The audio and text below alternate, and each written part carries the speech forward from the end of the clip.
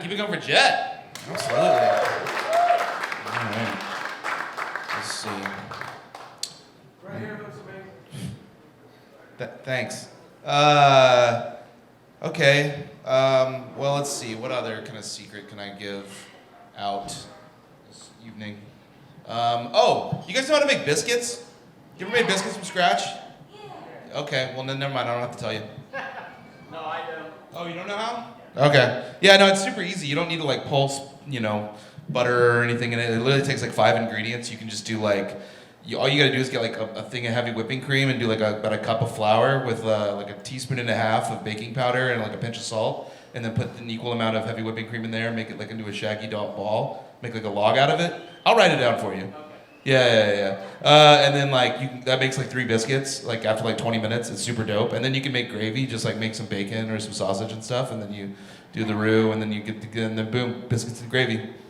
Oh yeah, I mean literally any suitor of your choice will be super impressed unless they're vegan or gluten free. So otherwise, hell yeah. There you go. That's a useful secret for Jet. The rest of y'all, I guess I'm in good company. All right, this next one we have is called A Bruise Never Tells Its Secrets, and it is read by the incredible Abby Herrera. Give it up for Abby.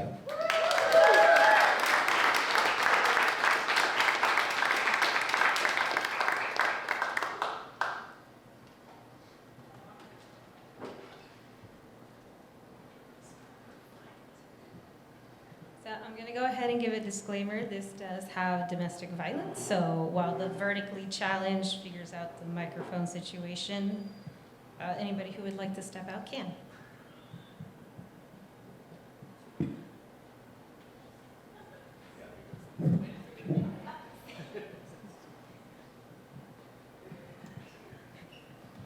It's not that funny, guys. Okay.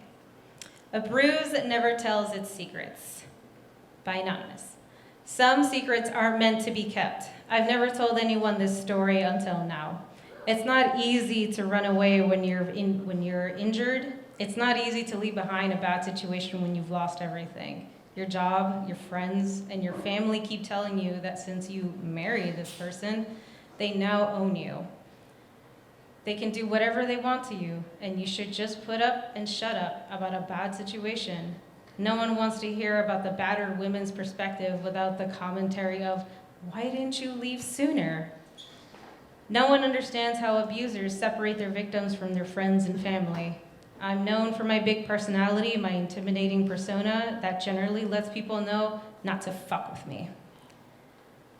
But when the man who chooses to hurt you outweighs you by over 100 pounds, there isn't any way to escape. That night, he was angry at me and yelling about the dishes. How many relationships are destroyed by simple domestic chores? He shouts at me that I make a big deal out of everything. I'm in the kitchen cleaning the dishes since they haven't been done for days, because he also gets angry at me if I do them. This was one of those times, and I shifted my weight to my uninjured foot. Several months ago, I had to go through an ankle surgery to reconstruct the ligaments in my left foot, and the ache is constant. I try not to show any pain around him because this also seems to anger him, that I'm not recovered and that I'm a burden with this injury and unable to return to work since I have a physically active job. He tells me that I do this every time. I make a big deal out of nothing. I'm guilting him for not completing a chore, and I stay quiet.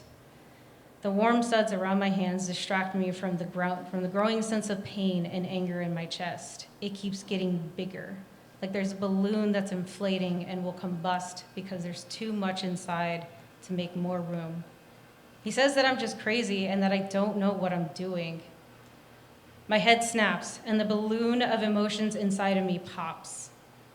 His breath comes out in a rush, and I spin to face him. His face is twisted in anger, a roadmap of what he might do to me. I tell him I'm anything but crazy. I step back on my heel and raise my chin to him in defiance. His fists raise above his head as he looks at me. I know this look. Where their eyes go dead and black and he looks like he wants to crash into my head and winds up like he's going to hit me. I've been hit in the face before, so I step back from the position I had of trying to defend myself. My breath sucks in my body and I hold it until it burns. You're going to hit me now, aren't you? The sound of my voice sounds far away. His face contorts and twists as the rage intensifies. I walk away from him into my room, but he's moving to follow me. I grab the ankle brace to ensure my foot is stable enough to walk without it going out again. You don't know what you're talking about. You're crazy. It's that word again, crazy. I tell him, I'm not staying here. I'm going to a hotel. I grab my purse and move out the door as fast as possible. He's following me, screaming at the top of his lungs, saying what a stupid bitch I am. And what do I think I'm doing? Where do you think I'm going? I move faster, but my leg won't let me run. I get in my car, put it in reverse, and see him outside my rearview window. People from the complex are outside their apartments, watching what's unfolding. I realize later that it's a domestic abuse disturbance that they're witnessing and not calling the cops, just observing it unfold. He sits on my car, all of that weight, and my car sinks. I know I can't get back up anymore. I tell him to move out of my way. He says he'll only move if I park my car, get out, and return to the apartment. I sit there. I want to scream. My body shakes as adrenaline courses through my veins, and I taste metallic on my tongue. There isn't any way out of this except to do what he's told me to do.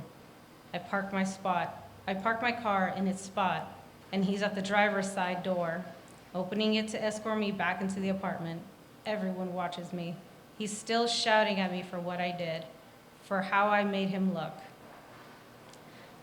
I'm sharing the secret now of what I went through, of the fear I lived for years, because I want you to know it does get better. I want you to know if your family tells you to stay with them, you shouldn't. You probably won't get away with your first attempt, your second, or the following ones. But there is hope to get away. I'm proof that you can still be here even after everyone tells you you should stay.